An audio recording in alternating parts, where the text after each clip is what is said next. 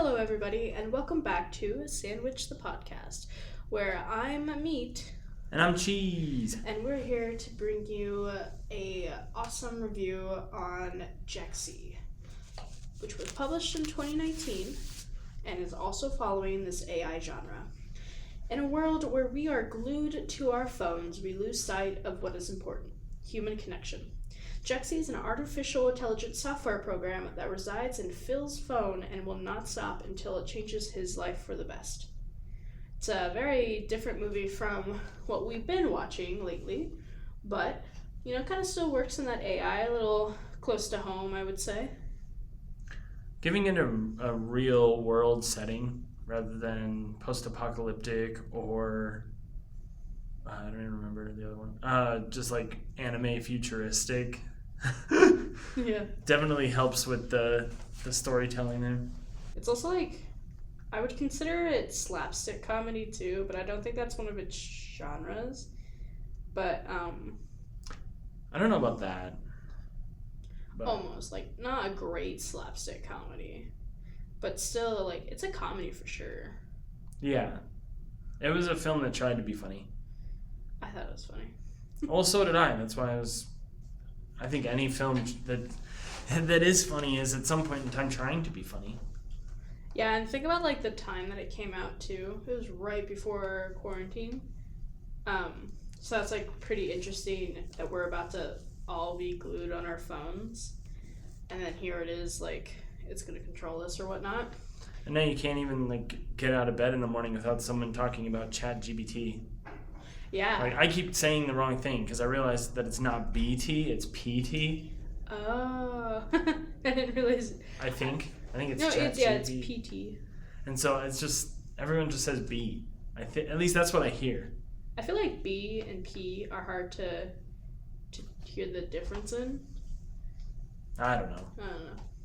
But this movie was directed by John Lucas and Scott Moore, who also directed the Hangover series and a lot of other drunk comedies. Okay, and that makes is sense. exactly how that's exactly how I'm gonna label them, as drunk comedies, because this movie might not be for everyone's taste, especially if you've seen the Hangover series, which I do love. I have to admit, when I just want something to make me laugh, a strict comedy, nothing to appreciate about the movie, but just to have a good laugh.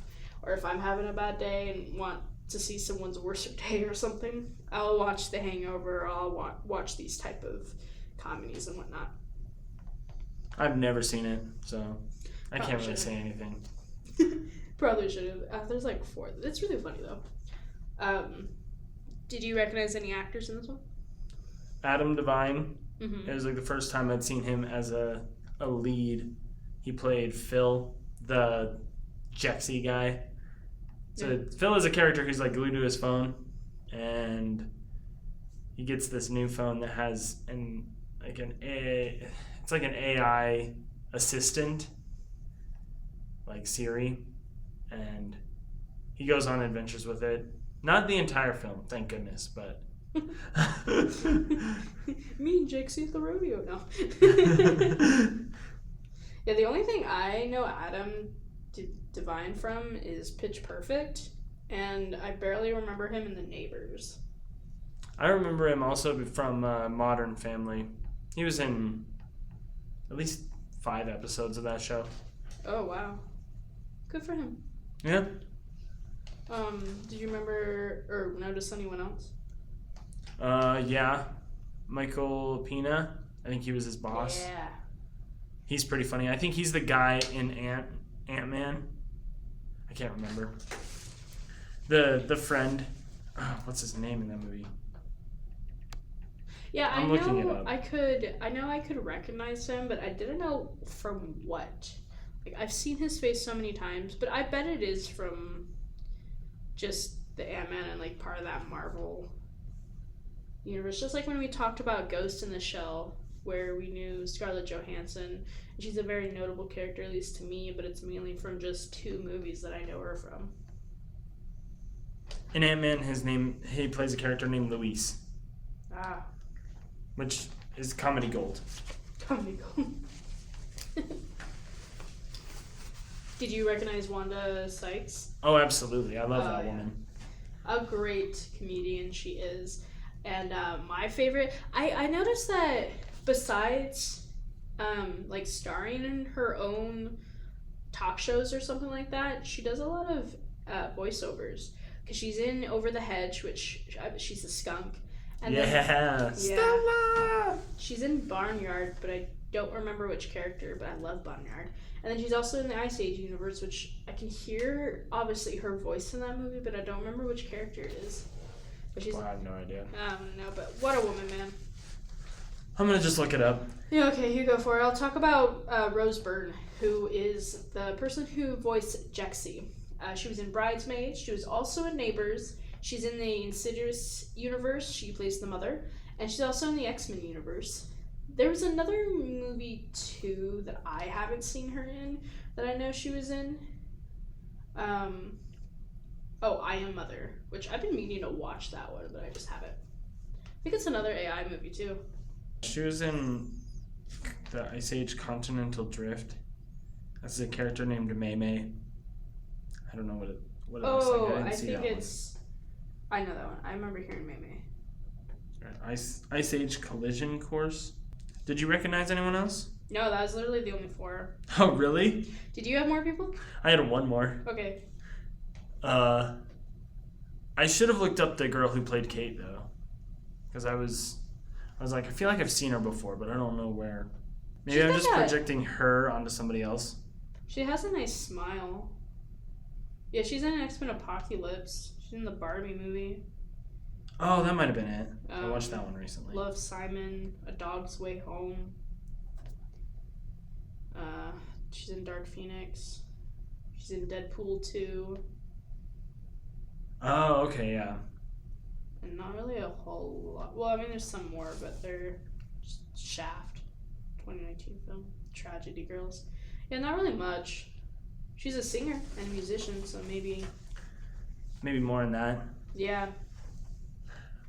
I started this movie and I was watching it, and then the opening credits started playing, and then the final person appeared that I was like, well, technically he's not an actor, but he's still pretty awesome.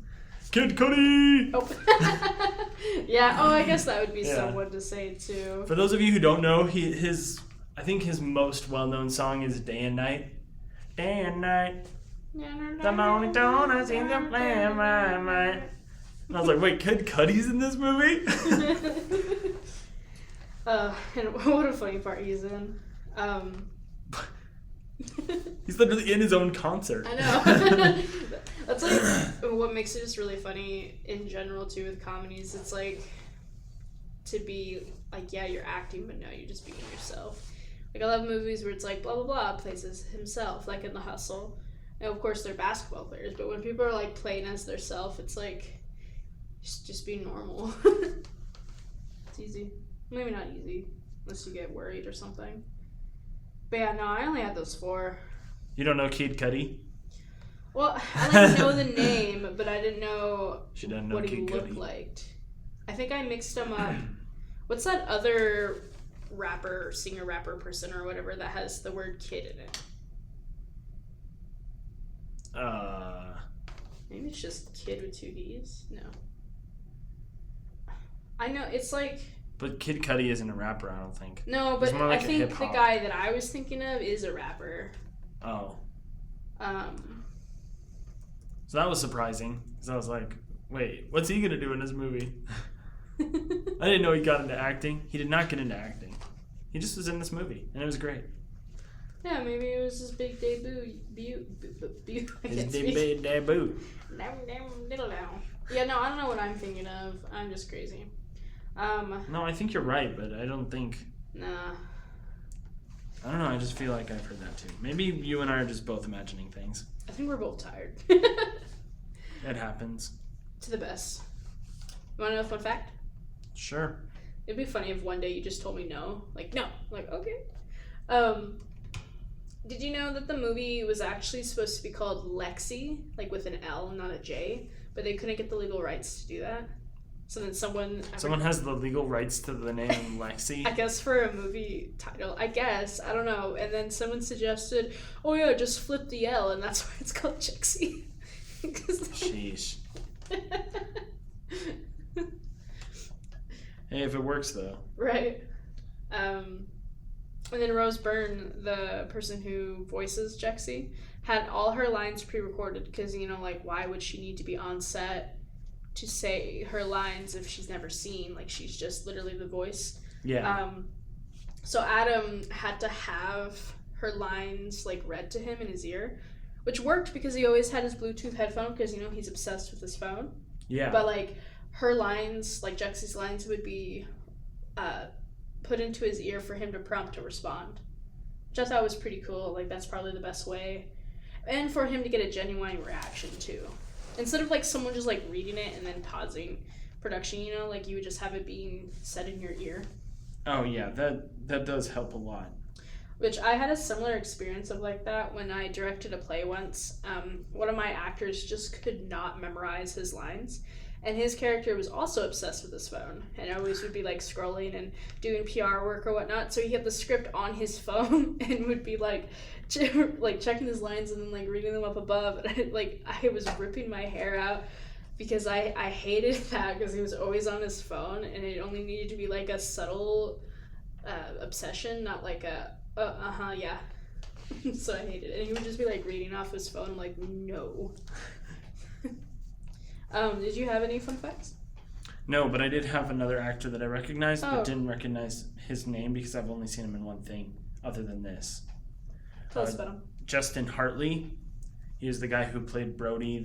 Oh yeah. He's in the hit TV series This Is Us.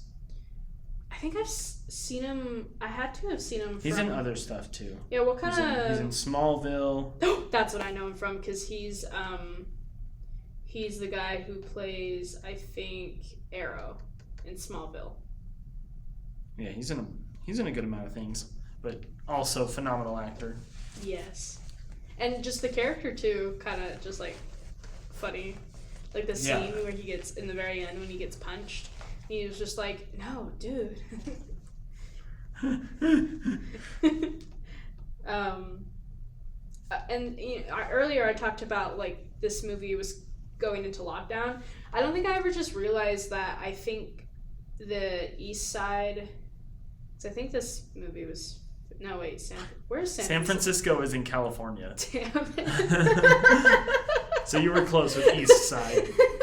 The ocean side.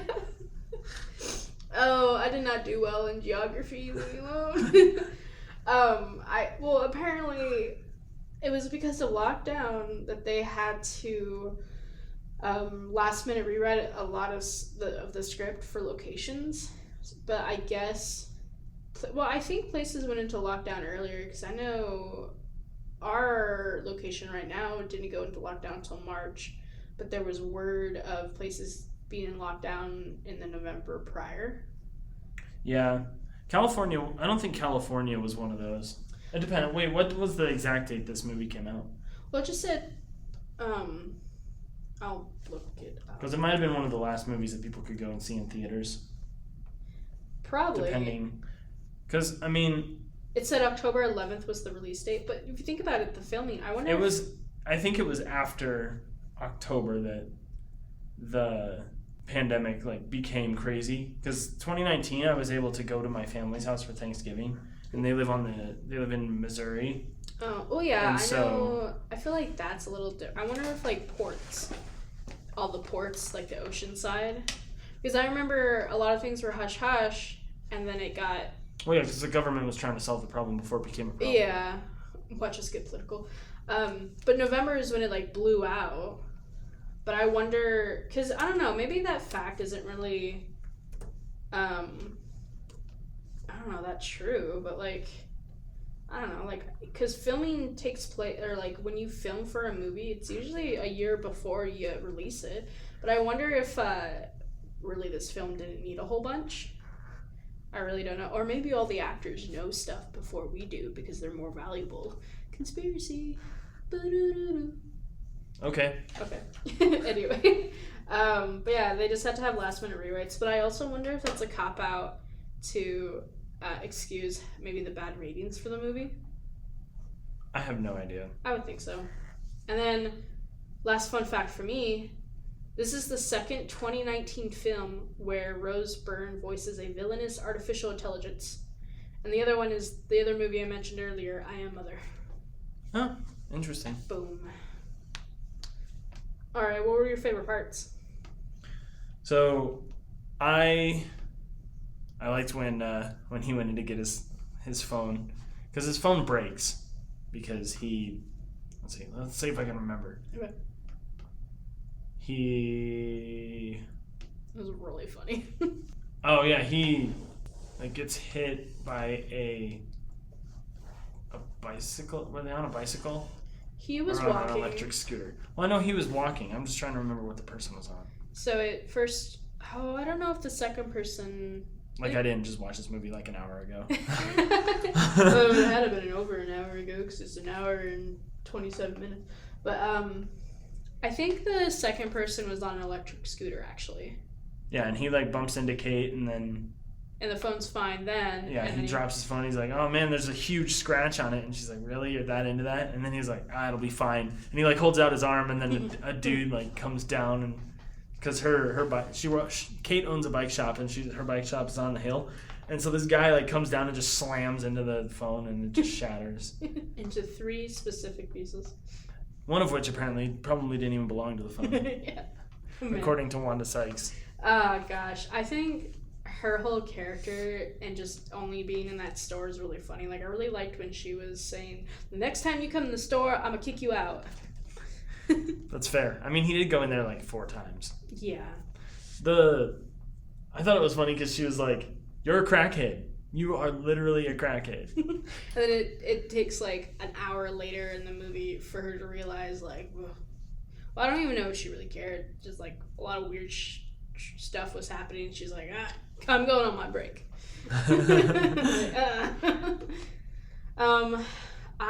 My first favorite part is when Jexi forces Phil to call Kate at 10 p.m. and then he bombs the whole phone call to the point where Jexi apologizes to make him go through that because she didn't know Phil sucked that much at talking to girls. I love Jexi's bluntness. Obviously, she's an artificial intelligence. She's not going to pick up on social cues or emotions, not going to feel that human connection kind of thing. But I just love it because it's wow, Phil, I can't believe you're that bad. To make it of course it's gonna feel worse about it. It's just kind of funny. I thought it was funny that he basically just told the truth. I was looking at pictures of you online. My phone called you. Yeah. That is the creepiest lie I know. Truth. Even ever. Kate's that's not any better, Phil. Yeah. You've elevated to creepy stalker rather than just dude calling me out of the blue. Yeah, I even love that he didn't say anything at first, and it added to the creepiness of the breathing on the other line kind of thing. So to Kate, she's legitly thinking she's gonna die kind of thing. Oh my gosh, a stalker. And he's just so nervous, Yeah, I mean he's not really done that for very long. I wonder or if ever really. Yeah, I know he said it's been a long time, but my brain, I don't know if it's been forever. Because he's always been attached to his phone since he was young, because we had that open scene to preface that. But unless if he's just had girlfriends, but then it didn't last long. Because I can believe it. Yeah. He does seem like the kind of guy who would have girlfriends, just in general, people like Kate liked him, so. Mm-hmm. Yeah, but I think that's the thing that a lot of people don't get in their heads. They get it in their heads that they're flawed and that no one's ever going to like them, mm-hmm. when in reality they probably have somebody out there who's wow, that person is pretty awesome. Right, yeah, it's mainly a lot of people, I would hope a lot of people, don't really go for looks. They go for that personality, the vibes. They go for your interest or whatnot. And other people either want similar or opposing or, whatever makes them happy. If looks makes them happy, that's what that person's into then. If it's charm or if it's hobbies, that's what that is. Yeah, all good relationships take time. Mm-hmm. I feel like it was some childhood trauma, though, with, his parents and stuff like that, whatever they would be arguing about, maybe that kind of added to his, and obviously he would not have any of that essential I forget the term, but it's like a term that usually mothers imprint on their children when they're like infants, where they're giving them that reassurance and support that they can like feel loved, all the way until 3, and then like not getting that reassurance from his parents that like, hey, you're loved, you're okay. Instead, he got like anxiety from his parents fighting to where he needed to have his phone, where he thought, oh, if I just stare at them while they're fighting, they'll give me the phone, and that's like soothing. Like he's finding that soothingness in the phones instead of in another person, which is true to this day for a lot of people. Yeah. You know, with 1-year-olds getting iPads. iPad kids. Woo woo! No, I was not one of those. Me neither. My mom was like, dude, just go outside. Yeah, and like, I love You've played video games enough. Dude, I swept the dirt. Kids these days get... Okay, now you're giving me a weird look. Because I took one of those like deck brushes and I really enjoyed sweeping the dirt to make a pathway. And then I would run and make like a track with the dogs, or I would ride my bike in that path to see if I could make tight corners. Like I needed to have pathways. Interesting. It couldn't just be open yard, because I had areas where like grass wouldn't grow because we were walking so much, so I would have to make pathways, and only the dogs could go on these pathways, and then you have to put your blinker if you're going to go here, and then I made like a town out of it, and yeah. I was also a lonely child. I only played with the dogs outside, but people don't do that anymore, man. Not really. Actually, my neighbors do. Some people do. They have 3 kids who, like, well, actually, they hit each other instead of just playing, so that's their own thing to work through. But like, are they brothers? Yeah, they're 3 brothers with like, I think, a 1-year gap in between them. I think the youngest is like 4, and the oldest is probably like 6 or 7. I just have realized that some men just have this urge to like wrestle and go, "Arr, arr." So yeah, that is true. It was really cute though. As the movie progressed, he got better at talking on the phone and doing like that. When he got so giddy about how his date went, where they did go to the Kid Cudi concert, like that whole thing, he was so happy, and I was like, oh, look how happy he is.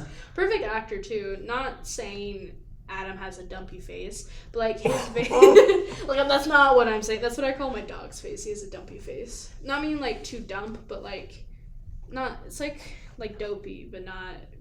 I don't know. It's dumpy. Like, dumpy. Where like you can definitely tell. I don't know. It just works for the character. He doesn't have strong facial features, but he doesn't have weak facial features. His face somewhere in the middle. Yeah, he's very neutral with his features. Like, he has his cheekbones, I would have to say, are the strongest part, because they kind of have that like great for when he smiles. It like lifts up his whole face. But other than that, like, I don't know. There's not really much expression there, and I mainly know him from Pitch Perfect as well, so just like that whole dilemma of it's kind of neutral, or it's always usually a jockish character I'm used to him being, and he plays it very well, so it could also be that scope. But I was so happy for him to have such a fun time, to like do the things he never got to do, to live his life. Yeah. What's another favorite part? Oh, I loved it when they were at the restaurant, and she was just like, oh, this sucks. And then they go to a different restaurant. I'm trying to remember. Oh, yeah. They're sitting at the restaurant, and these bikers go by that have, like, glow sticks and stuff on their bikes, and Kate is like, oh, can we go and join him, Phil? Please, please, please, please, please. And he's like, yeah, sure, why not? And then think about it. Oh, go ahead. As they're leaving, he like throws money on the table and goes, keep the change. And he says, I might be back. And then after that, he goes, I might be back for the change. Because he broke. I just realized that both their dates, they went for a bike ride after. Which, Kate likes to bike, I guess. I don't know. Do they have a word for hiking, but it's with bikes? Biking? No, but I don't think it's called biking. mountain biking. Oh, okay, maybe it's maybe it's Friday. But like, yeah, their first date where they go to that very fancy restaurant, I also thought it was funny that he was like, he bombs it. He's bombing it so bad because of Jexi and just because of him also not knowing what to say. And she's like, man, maybe we should just call it a night or blah, blah, blah. Or not call it a night, but like how this isn't working or blah, blah, blah. And they end up leaving because she's like, well, I still want to do something with you. And he's like, they go for a bike ride. She has an idea or whatnot. And he's like, good, I can't afford this place anyway. I thought that was funny. And I liked the idea to kind of like try to break that norm where you don't have to take a girl to a fancy restaurant to have a nice date. I like that norm because a lot of people just really don't like restaurants or don't like to be in like a closed area or, maybe just an adventure. Like this shows that Kate's all about adventure instead of traditional norms. And then he crashes the bike and bends that whole bike because he goes over the car or something like that. I thought that was funny. Yeah, the brakes break on his way down the long hill. Yeah. I was like, ooh. He's like, I'm gonna die, and then he starts going, and then ding, and I'm like, ooh, that's important. Yeah, and the one biker, like Kate's like, yeah, he's gonna make it, right? And he's like, yeah, no, he's gonna die. Dead. What? Oh yeah, a lot of people die on her. Oh, and then he just goes down. I'm like, oh yeah, he's gonna die. This is really funny, especially since the bikes that they were riding were antique bikes, like. Another favorite part for me was another interaction between Jexi and Phil trying to interact with Kate is when like Kate kind of sends an illicit photo to Phil and he just spends the whole next scene to get a good angle while Jexi desperately tries to stop him. She's like, Phil, no, please stop. And I thought that was the funniest part because I call it. Well, another name for it is I call it raunchy comedies. I like those. I think they're really hilarious, and it's kind of like my humor. And then when Jexi like convinces him not to send a photo, I love the burn when Kate's like, "Oh, thank you so much for not sending me an illicit photo back." Blah blah blah blah blah. And I just burn. I thought it was really funny. To put that in like elementary school speak, he was trying to take a picture of his thingy. Oh yeah, I was trying to like be. Yeah, but you were saying illicit, and I was like, man, I don't even remember if I know what that means. Nudes. Yeah. Yeah. Although he wasn't completely naked, just his pants were off. That's true. That's partially nude. Although I guess people would still consider that a nude photo. I don't know. Bare. It's a complex situation, a complex thing I don't want to get into right now. Complex thingy, if you may. Yeah, what's another favorite part? It's tough because there was a lot of weird things that I was like, okay, this didn't need to be added. But overall, I really thoroughly enjoyed the movie. Probably my favorite scene from this movie was when he gained a little more confidence and he started walking to work without his phone. Mm-hmm. Like just without looking at his phone. Like I think it might have been like a test or something like that. Like he was testing the boundaries of how far he was willing to go or something. I think it was after, I can't remember. Oh, when he said he was going to give up his phone and then Jexi's like, you couldn't go 5 minutes. No, I think it might have been after the first date with Kate. Oh. Where he's like walking to work and then he looks over and he sees the Golden Gate Bridge and he goes, wow, that is so beautiful. And he doesn't take a picture of it. And then he I love that he looked around. Yeah, he doesn't take a picture, which is phenomenal and amazing. But then he looks around and he's like, did anyone know how big that is? Yeah. Was this here the whole time? Yeah, pretty much. And I was like, wow, that is I think that's my favorite part of the entire movie. Just like, because in that moment he realized that life doesn't need a filter. That exactly. It's already beautiful enough. We don't need filters on. I would agree that part encapsulates the whole idea of human connection and just the unplugging from social media and whatnot. I talk about it later, but honestly, well, I also talked about it in my intro, just the idea of just not losing sight of what's important is that human connection and unplugging. Even in today's world, we're glued to technology so bad that we do rely on it. I mean, some of it's good, obviously, like life support or technology to help people hear better, or they can use like other parts of the body and stuff like that. But we're social media is getting too much, obviously, and I don't think it's a good idea we have self-driving cars. I don't think it's a good idea we have anything that makes us lazy. Not that it quote unquote helps us. It's really making us lazy, in my opinion, at least. And like if you just don't drive and you have self-driving cars, like I don't know, like what happens when you have to start driving? Like what if EMPs come around or something? Wow, we're getting into some post-apocalyptic stuff. Sorry. No, it's all good. I just think of it as like the phone has become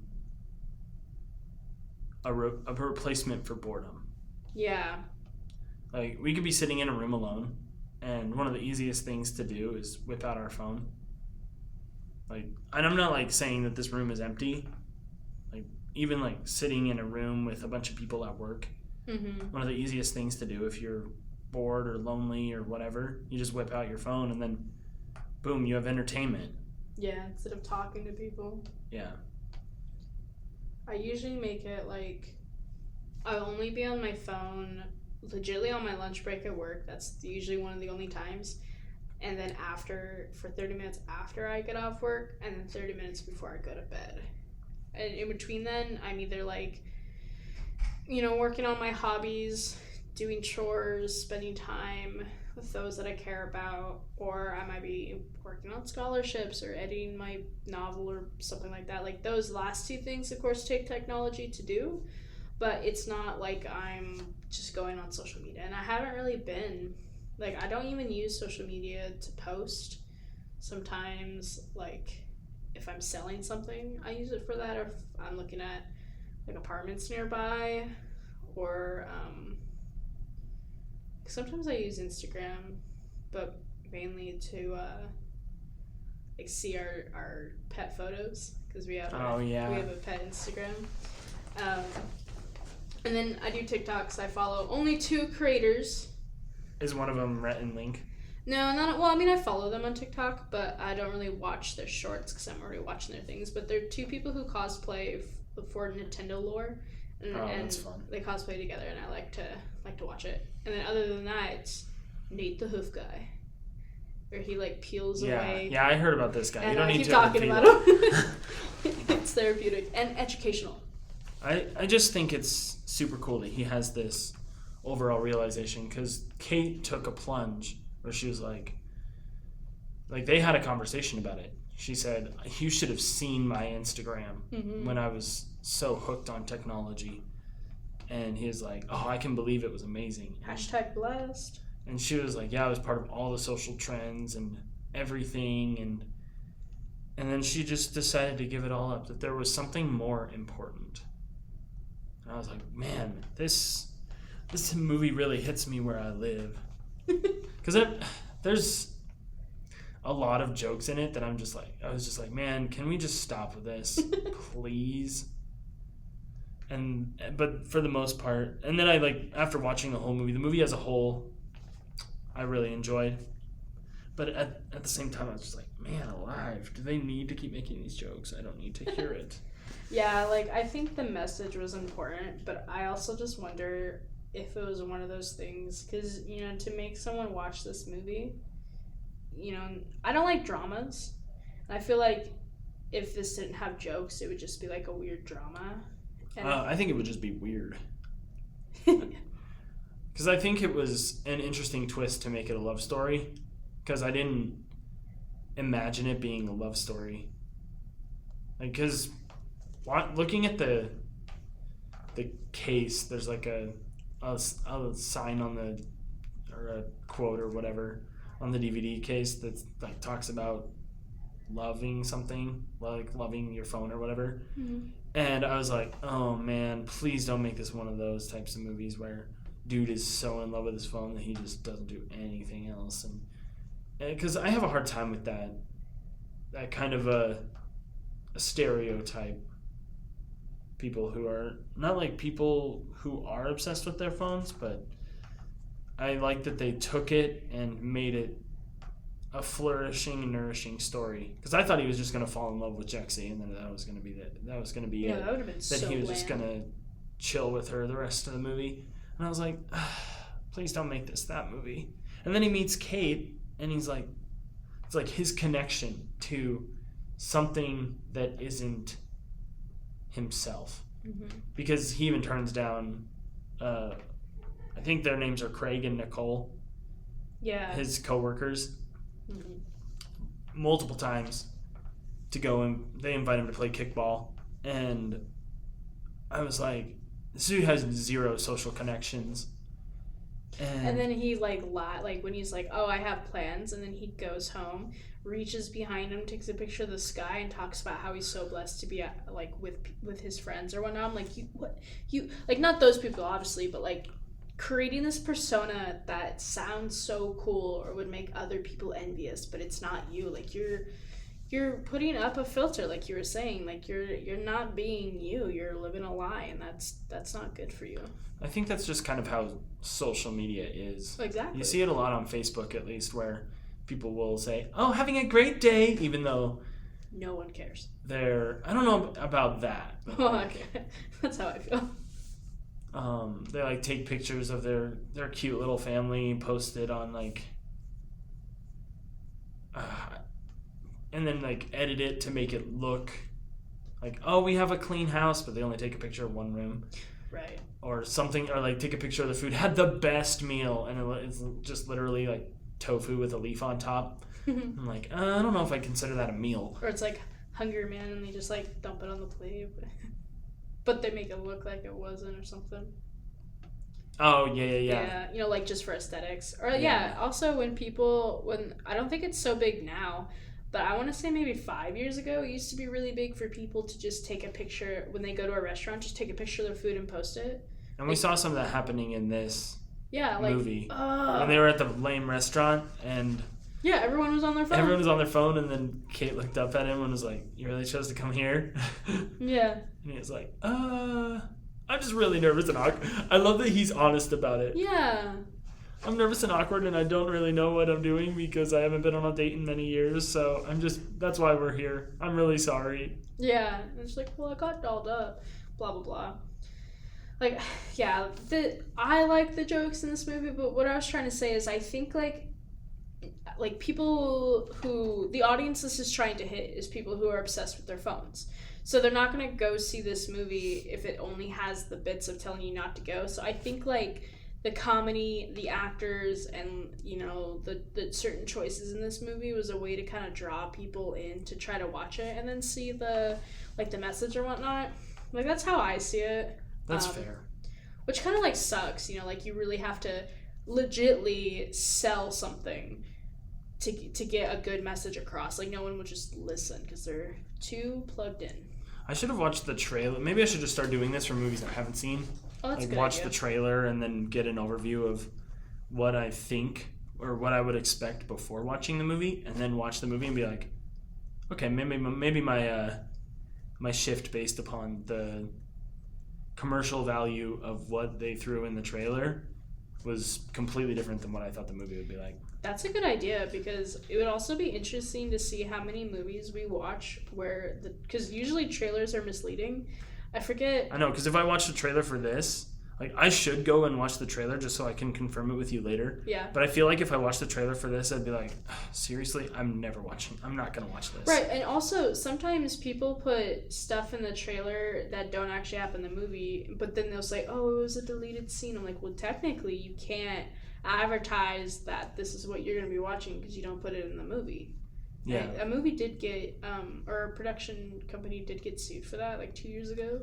But I think, I don't remember what movie it was, but everyone else can look it up if they want. Another fun fact for me, or not fun fact, sorry, favorite part, I know we talked about it earlier, but the whole Kid Cudi concert. Oh, yeah. Yeah, it was just like the whole part of it. I thought it was so funny.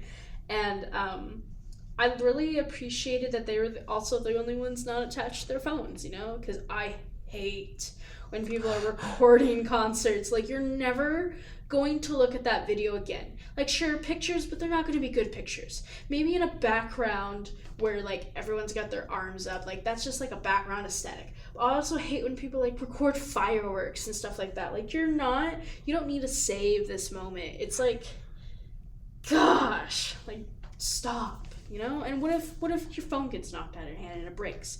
You know, like, I'm not attached to my phone, but I don't like something broken because I'm poor. I don't, you know? Ugh. Yeah, that's definitely one that's a common irritation. And I know that, at least, I don't know that this for sure, but I know that at some concerts in Japan, they have people use glow sticks instead. Oh, that's like, really you know cool. how people, like, hold up their flashlights? And stupid. they just use glow sticks. That's way better. And I'm like, dude, that's awesome. Yeah. But I get where you're coming from, too, with the whole, like, why take a video of it? I honestly think it might partially be for if you're a content creator and you just want a viewer grab.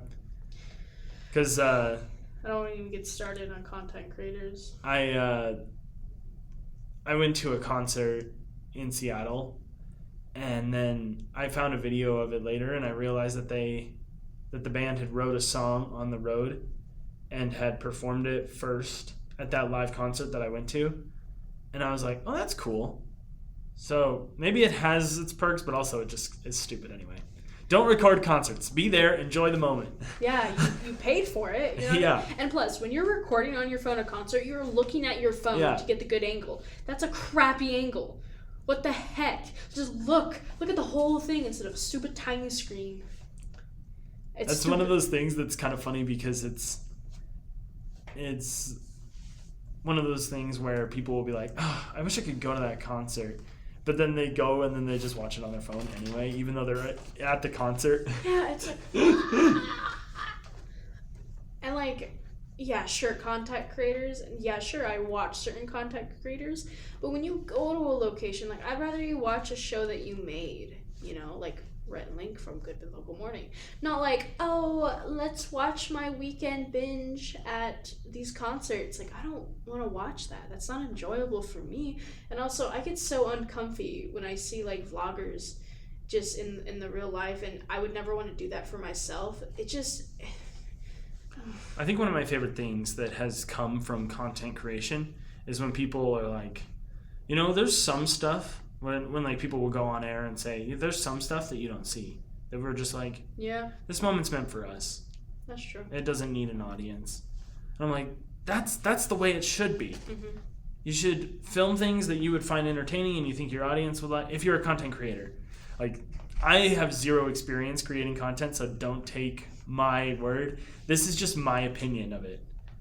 In most cases, I feel like content creators should make content that they enjoy, that they feel like their audience will enjoy, but then also have those little moments to themselves where they can just do something silly and not feel like they need an audience for it.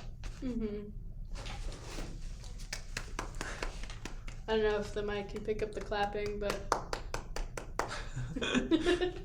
my last favorite part, well, I have two last favorite parts, is when Jexi is jealous of Kate and goes crazy, cray, and then... Almost runs him over with a car. I know. And then also the part where, the very, very end in the rolling credits scene, where his old boss... Did he quit his job? No, he got fired and then he got rehired. That's right. Where his boss now has Jexi, and Jexi's like trying to help his life and making him do jump jacks and also eat salad and also like do different things, and I think it was pretty funny. I think I love the shift in thinking as well for Phil in this movie, because he was totally on board for Jexi helping him, and then his boss came to him and was like, congrats, you're a journalist. This was like after he got demoted and was living in the comments section. Oh, comments section, yeah. Part of his business, because it's like an internet journalism business. And he's like, congratulations, so-and-so was injured. I can't remember the dude's name, my bad. so-and-so was injured and I need a new journalist. Here you go. And he was like, oh, cool, that's great. And then he gets into his office and then he goes, Jexi, did you hurt somebody in order to get me a job? No, Phil, why would I do that? Well, we know she did it. Yeah. 100%. And then I think that's where it starts, like the ultimate shift from not really leaning on technology.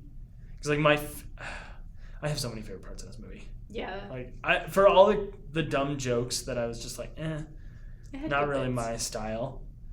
I loved the scenes because like after Kate didn't go to Brazil, the entire like montage with Apollo LTD in the background, that the band, that was the song that was playing, and they just have this montage at the end of the movie where it's him just enjoying his life and having a good time with Kate, and I'm like, dude, wholesome. Everybody needs to understand that life is important, that we only get one shot at this, and so we should just live it up. Exactly. Like, full-heartedly. I also liked it when, it was just there. When, like, Jexi made it where Brody came back. Got him transferred, like, psycho, jealous person. Jealous ex kind of thing. Like, yeah. I have all the power in the world. I'm just gonna ruin your life. Yeah. With that being said, who's your favorite character? I wrote down 3, but I think I liked every character except for even he was okay. I didn't really appreciate the boss. Oh no. I was just like, he's kind of a jerk, and well, like, you're not supposed to like him. Yeah, but at the same time I was like, he's not like the worst boss in the world, because he kind of gave me, have you seen Free Guy? Yeah. He kind of gave me like the vibes from that boss, where he's just so full of himself, and I'm like, I was like, we don't need full of himself types in movies, but we kind of did in this one. Yeah, it's for that dynamic, really, to just kind of see who is our protagonist and who's our antagonist. I think my favorite character in this movie, besides Kid Cudi, I'm kidding. Oh yeah. Was Kate. Me too. She's my number 1. Oh yeah. For multiple reasons. I love her character. I love her dialogue. Her aspirations. The actress did really well. She's got a kind face. Because most of her lines, if not all of her lines, were just reacting to whatever Phil said. Yeah. And so I was like, that's really cool that she just did so well. I think it was important essential, or I don't know, it was like going on the fact that most of her lines were reactions. I think if you had to kind of break down the script, I guess, I bet Phil's never really had true reactions to like what he says or what he like portrays himself as. So to see physical reactions, and it's not Kate always leading the discussion or whatnot, and it's like reactions to what he does. He finally sees the effect of like certain things, that like phones obviously can't do. So I think that was a cool dynamic with it. Oh yeah, one of my favorite things was how they got into the Kid Cudi concert, because they got there and it was sold out, and I was like, well, duh. Oh, Jexi. Like, my thought was like she like went online and advertised that Kid Cudi was performing to screw up his date. But I mean, she also wouldn't know that because he left her at home. He left his phone at home. Well, she can see the text messages. But did they talk about? No, it was a text message like, "Oh, tomorrow Kid there's Cudi's this concert, performing? blah blah blah." Oh, okay. Yeah. And then I bet she bought all the tickets. Well, no, because there were a lot of people there. There were a lot of people there, but I bet that she played the system, because obviously she has control of other people's lives too, apparently. Oh yeah. So she probably played the system to be like, "Oh, on your music playlist, you love Kid Cudi, so there's a concert happening. It's still dirt cheap to go."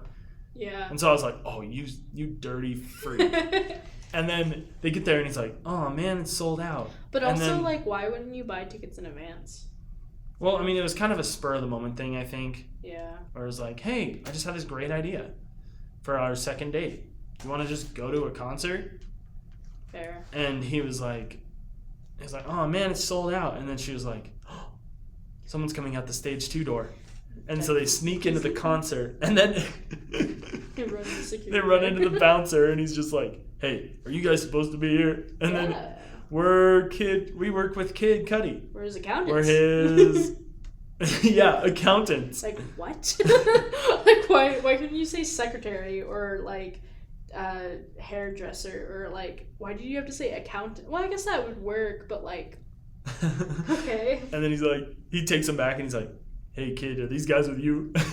Yeah, and he like stares at them, and they're like, ha ha ha. They're like, yeah, they're with me, like, respect. And he's like, okay. And then I have a very firm belief that graphic t-shirts are amazing because they kind of give you a sense of what you like, give someone else a sense of what you like and who you are really without having to talk to them. So that the first impression isn't just, wow, this guy's pretty bland. Yeah. And that was how they were able to get in with Kid Cudi, because the shirt he was wearing was a shirt that Kid Cudi recognized. I forgot the name of the movie because I'm just... It was like Thunder something or other. There was something with Thunder. Yeah, because that was like a movie that was like well known. Yeah, and it was a movie that Phil really loved, that he'd watch all the time because he just thoroughly enjoyed it. And Kid Cudi goes... Days of Thunder. Yeah, there you go. Kid Cudi goes... Like your shirt. I like your shirt. Because they're confused. They're like, wait, Kid Cudi, why'd you do this for us? And he was like, I like your shirt. I love that movie. And I was like... Vibes. It's all about the vibes. And then eventually he's just like, you want to get high with Kid Cudi? We're sorry to interrupt our podcast. We had technical difficulties with our recording technology, so we are on a different voice platform, as well as most likely different volumes. Very unorthodox to what you probably are used to, but the rest of the podcast is going to be recorded like so. Anyway, as I was saying, I loved that the bouncer joined in on the Kid Cudi getting high party. Oh, did he? Yeah, he was in the background. That. They're just all like partying and kind of raving. Huh. And then there's like a shot, like a 3-second shot where the bouncer's just like pumping his fist in the background, going, yeah! And I was like, yeah, that's my guy. I feel like if I was a rock star, I would have so much love for the people who are security guards. Yeah, that's true, because, they've been saving lives. And it's a tough job. Yeah. Sheesh. Yeah. Man, there's this one time I went to a concert where someone was crowd surfing, but they were pushing this person over the edge of the bar, and the security guard ran over because they legitimately were about to dump her, and like 2 of them like went to catch her because she was just literally being dumped, and I was just like, man, because she couldn't get down, like once you're up, you ain't getting down. Yeah, that's just how crowd surfing is. Yeah. There's also one time that no one saw that someone was crowd surfing, or they didn't want to support them, so then she also just dropped because ouch, no one supported her. That would not be very fun. No, not at all. Any other bits about Kate you liked? Just her in general is amazing. Yeah. I was like, man, I hope that when I dive into the dating world that because there's someone out there for everybody. And so I know that there's someone out there who's going to put up with my rinky-dink adventures that I like to go on. I was thinking about it, and I was like, dude, I need to find somebody who's going to be okay with me looking out the window as we're driving. And then all of a sudden I just go, all right, pull over. Or I pull over the car, and then I'm just like, sorry, I just wanted to look at this. That'd be pretty cool. Because I need that kind of event. That was what I did for a majority of the rest of my time in North Dakota. Was when I saw something, I'd be like, dude, we gotta go. We gotta go look at that. Then definitely you shouldn't go after someone who's like obsessed with time, because they're not going to want to pull over. They're going to be like, no, we got 5 minutes to be somewhere that takes 20 minutes to drive. See, I think that has like a line in and of itself, where there's a certain line you can draw. Like if we're late for an important meeting, then, or if we're going to be late for an important meeting, then you can draw a line and stop, or not stop the car, and be like, okay, there's rules to this. Everybody knows the rules. But at the same time, there's also moments where it's not as important as you think it is. You just have that level of responsibility to be like, okay, we need to be here. When in actuality, it doesn't really matter. And so taking a moment to just look around. Like one of my favorite movie quotes of all time comes from Ferris Bueller's Day Off. So life moves pretty fast. If you don't stop to take a look around once in a while, you might miss it. For real. For and real. So I'm like, while meetings are important, sometimes the time that you get to spend with your significant other is just as important. And so take little moments. Yeah. And give little moments too. Yeah, which is like Kate's whole dynamic. And that's why I like her, is because she's just someone who's like, let's live in the moment and just have fun with our lives. And not be trapped by some system or schedule. Or technology or whatever. In this case, specifically technology. Yeah. It's like, dude, just get off your phone. Well, she also like owns her own business too, so she makes her own hours. She's not in the conformity of a typical job too. So which is pretty cool and pretty powerful in itself for her. Didn't she say she worked for Amazon or something like that? Yeah, she used to work for a corporation where it was all about image and all about fitting in this scale or this idea, and then was like, you know what? This isn't for me. Nope. Nope. I'm just gonna go open a bike store.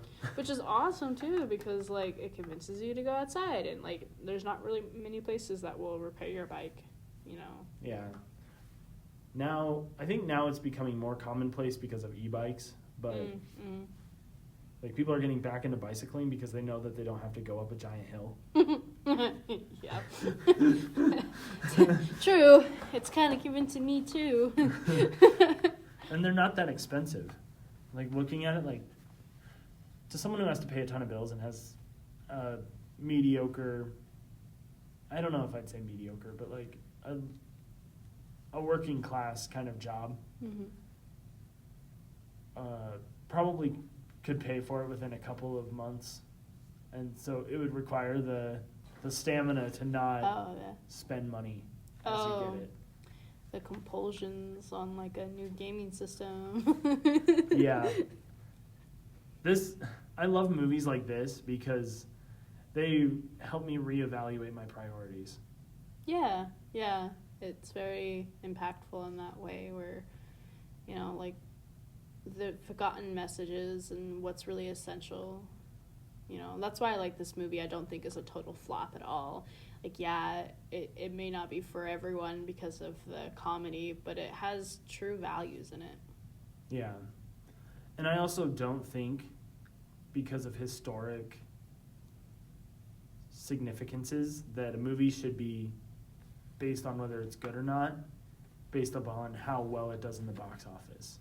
Right, yeah. Or Rotten Tomatoes, because they don't know none. That's fair. One interesting fact about film that I know is that there's a movie that most people know. There's a huge argument about it on whether or not it's a Christmas movie. The film is known as Die Hard. Oh, I don't know. I don't even think I've even seen, I might have seen Die Hard once, and it's when maybe it came out. How much money do you think that movie made in the box office? Probably a lot, right? It was a flop. Really? Yeah. There's so many of them. The first movie was a flop because they put Bruce Willis on the cover, and he had been acting in a sitcom TV series for the last couple of years. And so people didn't go and see it because they expected Bruce Willis sitcom while also quote unquote fighting terrorists. Oh. And so it was there's no way this is going to be a good movie. And then the movie comes out to video, and all of a sudden everyone's crazed about it. It becomes a cult classic. And so I think that the box office numbers shouldn't really matter to you in terms of whether or not you enjoy a film. And I think that this is one of those, because I Googled it before. Nice. And I saw that there was it was like a 6 out of 10, and Rotten Tomatoes had given it like a 56 or something like that. I don't know. And I was like, I think that that's what is one of the hard things about living in this world, is that oftentimes people rely, and I'm not someone who's objected from this, or I don't know. I'm still part of this loop where if someone tells me that a video game is bad, that gives me a different kind of idea on whether or not I'm actually going to play it. Same thing with film. If someone's like, dude, that movie sucked, you're going to be like, oh, really? And then you're going to be like, well, do I want to go and watch it? Because if it's one of your friends who's like, dude, don't watch that movie, it sucks. And then you go and watch it and you're like, I don't know what they saw because I think it's just fine. Then you've learned one of the most valuable lessons is that not everybody always knows what they're talking about. They just like to be right. Most recent example is the Minecraft movie. You liked it, but nobody else did? Yeah, I liked it. Yeah. I haven't seen it. I need to watch what? it still. Oh my goodness. It took forever to watch it because in our town that we're in, the movie theater was sold out almost every single showing, and it was so annoying because I don't like packed movie theaters. I like to go when it's the last week. Sometimes I prefer going to a theater where I and my partner are the only people in the theater. Oh yeah, that's always fun. So nice. The one film that I'm like, I shouldn't get into this because we still have to talk about Jexi. Oh, yeah. I'm getting sidetracked because I got excited thinking about it because the live-action Lilo and Stitch comes out next week. Mm-hmm. And I'm like, dude, I need to go see that movie. Also, the new Final Destination movie's out, and I really want to see it. Oh, yeah, that's right. I saw a trailer for that. I don't think it's going to be good, but I still want to see it. I mean, there's like 50 million of them. Yeah. It's like every other horror movie. They're just like, Final Destination. Is it really the Final Destination? Right? That's the running joke. Because one person manages to survive, and then, oh man, we need another destination. Yeah. Well, this time it's the bloodline. Ooh. Oh yeah, their great-grandkid. Anyway, next character. We got to move on to the next favorite character. I love Phil's connection with Craig and Nicole. Again, don't know if that's actually their names. It probably is. I know that the dude is named Craig. Yeah. And I don't remember if the girl's name is Nicole or not. Yeah, I'm just going to look it up. Yeah, you look it up. What I liked, that was one of my not favorite, but like funny scenes is when he finally does go to play kickball with them, and then they just hate Phil because he is so bad. Sucks. And I'm like, wow. I mean, I thought it was harsh that they were like, man, I don't want to talk to you. We're not going out to drinks, blah, blah, blah. I was like, damn. Yeah, they come up with excuses right as soon as he sucks at kickball. I mean, I guess it was payback for what he did to them, if you really think about it, because he would make up excuses because he didn't really want to. But that was so harsh, man. But then, he plays awesome the next time, and then they find all these bonding things that they like about each other. But, like, dang. It was Elaine, not Nicole. Her name is Elaine. Oh. My bad. Oh, well. I have a hard time remembering this stuff. That's okay. You remembered the... Yeah, when they won, they went out for drinks and had a great time, and he showed them the Days of cosplay. Thunder. Yeah.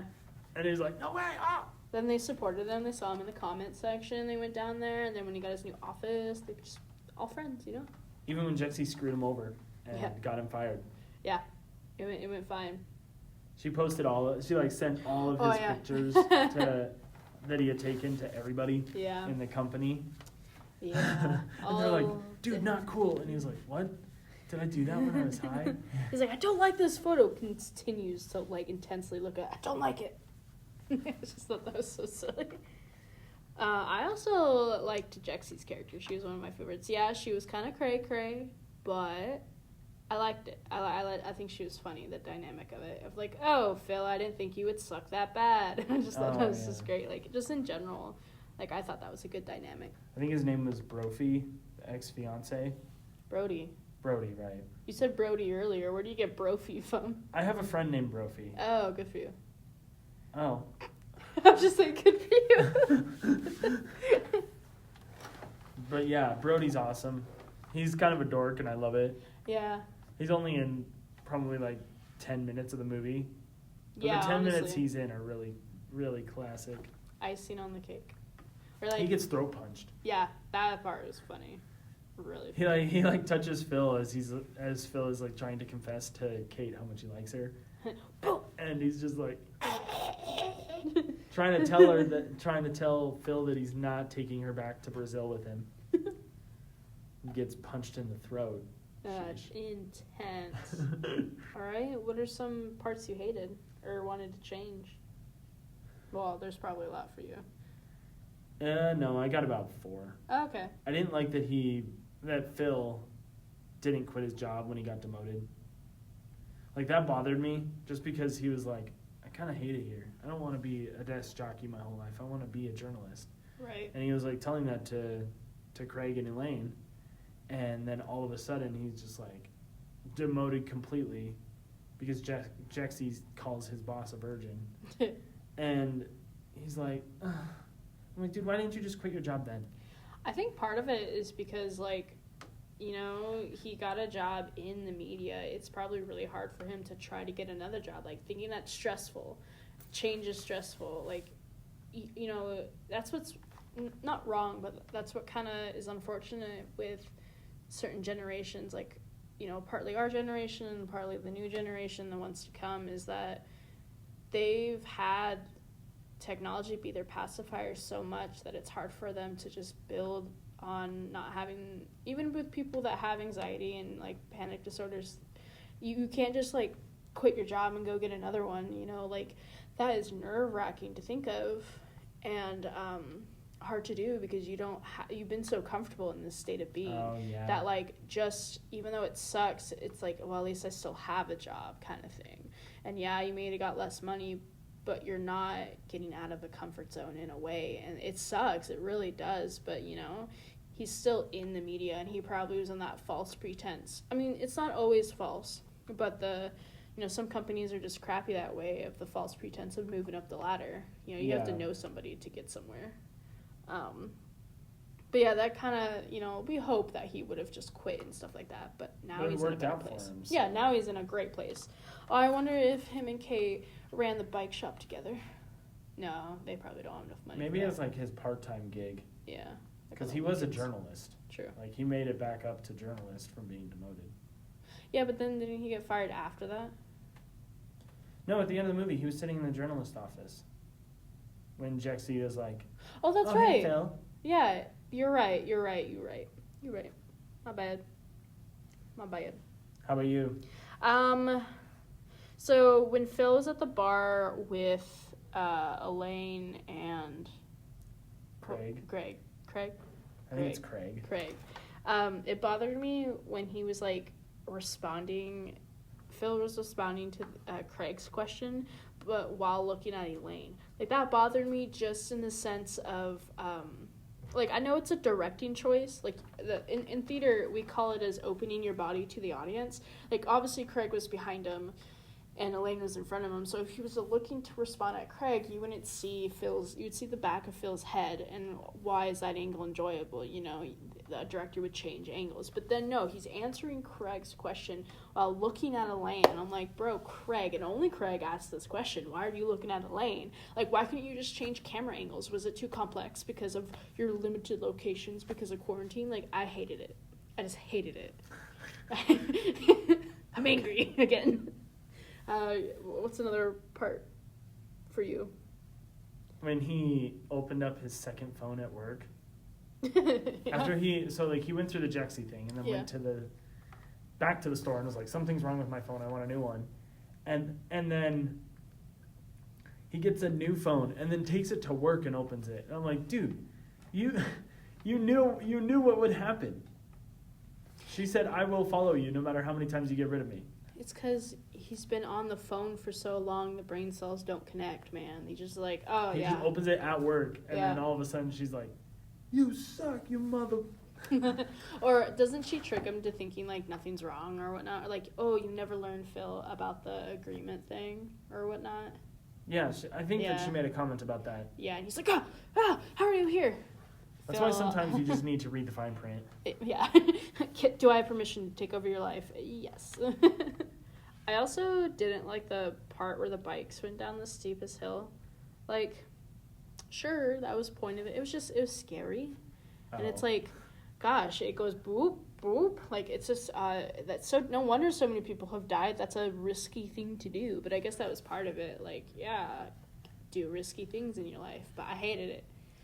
I do like on the opposite end of that, Oh, gosh. sort of liked it. Just because I found the camera angles cool.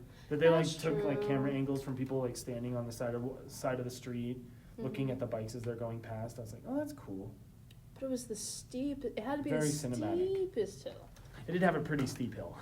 Like, it was scary. Okay, give me another 2.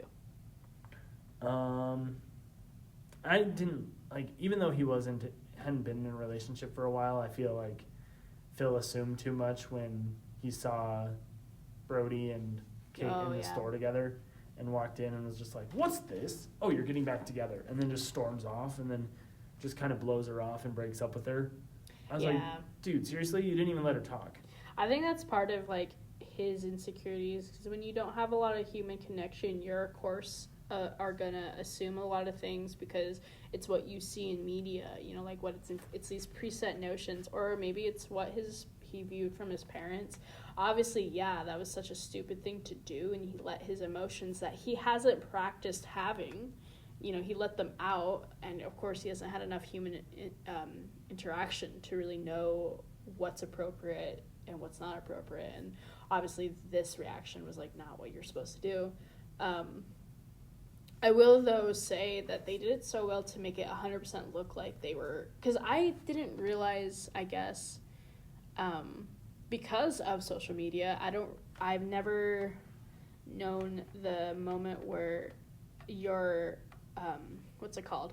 When two people are technically dating, they call it exclusive, like being exclusive, because then it's only you two. It's not, you're not like seeing other people or whatnot. So like it never clicked for me when they were officially dating, even though I guess I like should have. Like, to me, I just need that click. So I kind of forgot that they were dating when they had that interaction. I was like, oh, because it looked like she like 100% was like, oh man, yeah, look, he's completely changed. So to me, I even could see that like, wow, she might get back together with him because she's talking about like how much he's changed and whatnot. He's probably also just a dude who was full of himself at the time that they were together. Yeah, and Kate's the one who broke up with him, so it's not like traditionally what we see is when he breaks up with her, so it's like she's making that different choice, you know, like he's obviously wanting to get back together because he didn't do the breaking. Yeah, what's the other part you didn't like? Just him taking the dick pics. Just because Yeah, I was like, that's dude, you true. went on one date. Well, okay, but this is perfectly shows like what a lot of like mainly adolescents. So it's like Phil is going through high school right now, like, and how like, or middle school maybe, and how like the awkwardness he is, and he's never. This is why I feel like he's never dated someone, because of like how these interactions. He's like, oh yeah, this is what the media tells me I need to do, and it's like, no, stop. See, but the reason why I think he dated someone is because later in the film, maybe he was just making a joke. They're talking on the boulevard, and I don't know if I can call it the boulevard because most people think of like LA and stuff when you think the boulevard. I don't know. But him and Kate are walking, and then he says something along the lines of, "It's not the worst sex I've ever had." True. And so I was like, either he's had. Oh no, that was with Jexi. No, that was with Kate. No. He says that was the best with Kate. With Jexi, he says, well, it's not the worst I've ever had. Oh, yeah, that's right. Yeah. Man, But- I need to remember. Yeah, this like, better. gosh, how could you? You made it sound like Kate was bad. But, Yeah, that was horrible. That was very That was what I would change with about the Jexi, movie. yeah. Yeah. That whole scene. I loved his face, how animated he was, like he was so disturbed by it. He was like, I mean, I don't want to do think this. anyone would be. I know, 100%, that was the point. But, like... I was listening to this movie with headphones on, and it was one of those scenes where I was just like, can I just take them off? 100%. I don't wanna hear this. 100%. I think, like, what I would change is the fact to either choose to fully censor or don't censor at all, not this back and forth. Because, like, obviously when he was taking his thingy pickies, that, like they were censoring it, or like you couldn't see anything. But then later when it's like, oh, how could you post these? And then like it completely shows the full nudity. Like you can't build up the movie to think, oh, like someone's like, oh my gosh, I you know, like I don't want to see this, and it's like, oh, they cover it up, I don't have to worry about it for the rest of the movie, and then bam, like I'm not bothered by it. This is very rated R. If you're not someone who wants to see these types of these thingies. Yeah. If this isn't the type of thing you like to see in movies, then I highly advise against watching this. But, like, you can't just set that prefix up to think, oh, yeah, you don't have to be worried, and then show it. Like, I miss when movies would have the option in the beginning where, like, theatrical or unrated version. Because I appreciate movies who give that option, and I don't think anything does that these days. Because, well, I mean, I'm not entirely sure that they would edit that out in the theater. Well, usually a theater will show theatrical version. That's why it's called theatrical. So you just think that there's probably a different version of Jexi out there somewhere that... No, I don't think there is. I think they probably showed it exactly how it was showed in theaters, or how it showed when we watched it. It just, of course, has the rating. But, like, I think Saw, the first Saw used to have unrated, or no, one of the Saws, maybe it's the fourth one, has unrated or theatrical, and it makes it where they don't show any illicit nudity and stuff like that. And I appreciate that, because you can still enjoy the movie without seeing something maybe you don't want to, and that's important, because then it makes it like all family film, except maybe Saw is not a family film. Saw is definitely not a family film. I don't know where you're coming from with that, but I watched it when I was young. I loved it. But yeah, you know, that like this movie could have been okay, because sometimes kids don't understand the jokes of what's happening, you know, and if they don't see it, that's fine, you know, and so if there's a theatrical version to it, that would have been fine. But I don't know. And a lot of people don't have DVD movies. Like, when we see it on streaming services, we don't get that option. I also think there should be that option, you know? Because, I mean, you can also just look it up, too. Like, there's I don't remember what the website is, but there's a website that I've gone to a couple times where I'm just like, this movie's rated R, I don't know if I should watch it. And then I just Google, why is such and such movie rated R? Oh. And then you can click on it, and then there will be, like, there's a website that has a summary of the movie, what kind of things you're going to see in it, and then it has like a overall, like how much garbage, not really like garbage because I can't really call it that, right? But like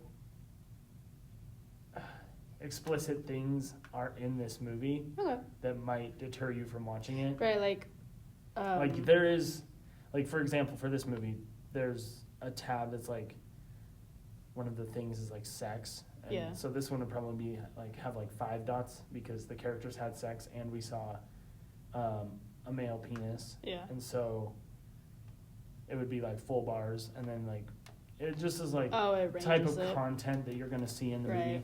I think that's pretty cool because when we just see the ratings, usually it's like rated R for violence, drug use, sexual, whatever, I don't know the words. Like, I'll read the words and be like, oh, I know it's probably going to happen, but usually it doesn't show how much of it's in it, because if it shows it one time, they have to say that word in the like rating. If they, like, flash some boobs, then they're like, one have time, to do nudity. But then if you, nudity, that's the word.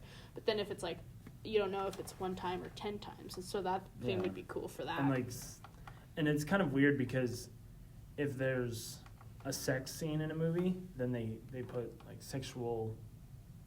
things like that. I don't remember if they like make it, because I know that they do in video games. Mm-hmm. They have to tell you if there's explicit, like you can see everything kind of sexual content. Yeah. But I don't know how that works with movie ratings, if you have to necessarily put that on the I'm going to say it wrong. The rating system. Oh yeah, I don't know what it's called. Yeah, I don't know. I don't really pay attention to those sometimes too. But yeah. Was there anything else you hated or would want to change? Not really. Ultimately, I just really enjoyed this movie.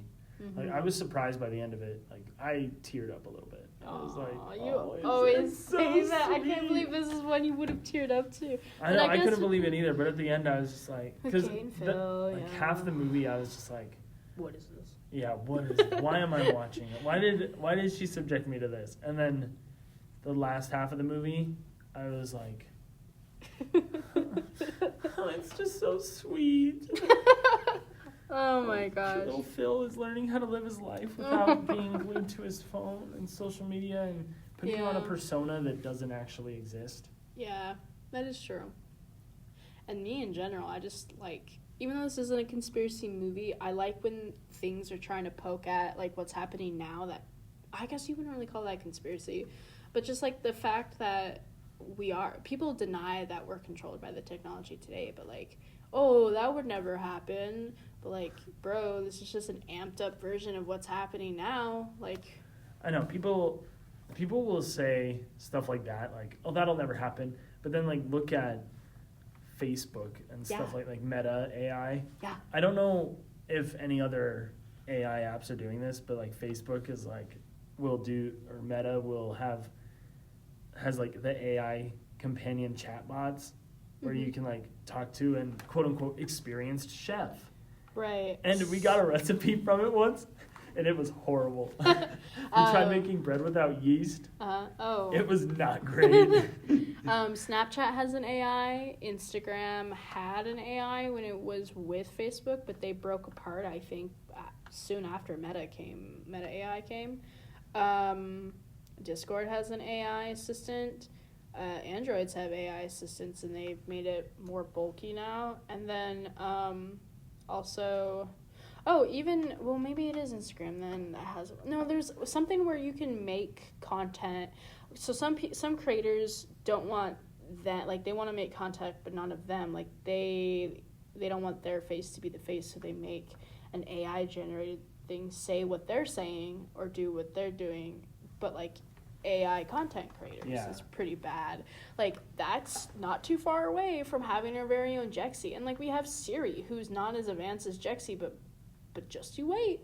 They can control our homes by command. What if they don't want to be commanded anymore? That's true. Conspiracy. The Matrix, it's coming. I don't know how fast it's coming, but it might be on its way. I don't think robots will ever control us. I mean, they kind of already do, but it's there. No. Yeah, maybe that's a conversation for after this. Yeah, maybe. But yeah, just like you were saying, I just really like the takeaway of this film, like embracing that human connection and just unplugging. Like get away from your phone and go for a hike. Enjoy the earth while it's still here.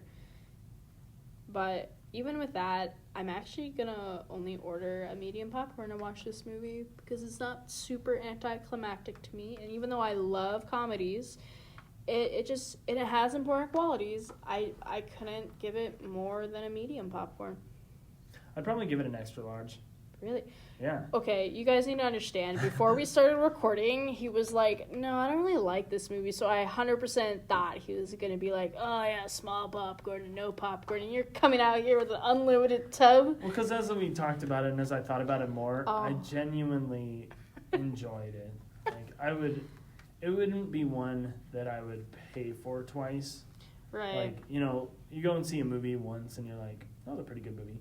There's only one movie that I have paid to go see twice, and it was because I wanted to go see it with one of my friends because I thought it was a really good movie and I wanted to share it with them. And so I would probably not pay to watch it twice, but I'd be so enveloped. I think I would just like tear through the popcorn. By the middle of the movie, I'd just be like, he's so sweet. I'd go, oh, he's so good. I just have a mouthful of popcorn as I'm shoveling it in. Because it's one of those movies where there's a cute main character who is kind of at a disadvantage, but then he learns about his advantage over time. And I love stories like that where where the main character doesn't understand their role that they need to play, and then they find out. Like kind of like Frodo with the ring. He's just like, I have no idea what to do with this thing. Gandalf just told me to take it to the stinking mountain and throw it in. I don't know how we're going to do that. Right. And it's like the same thing here. He's like, I don't know how I'm going to live without my phone or how Jexi plans to make my life better, but I'm just going to kind of roll with it. And then eventually he finds out that he doesn't necessarily need it. So he throws it in the volcano. Yeah, exactly. No. He doesn't go to a volcano. No. But it's one of those things where he realized that he didn't need what he was constantly craving. And that's the message for everyone right there. And so I would absolutely get a bottomless tub. I can't believe you.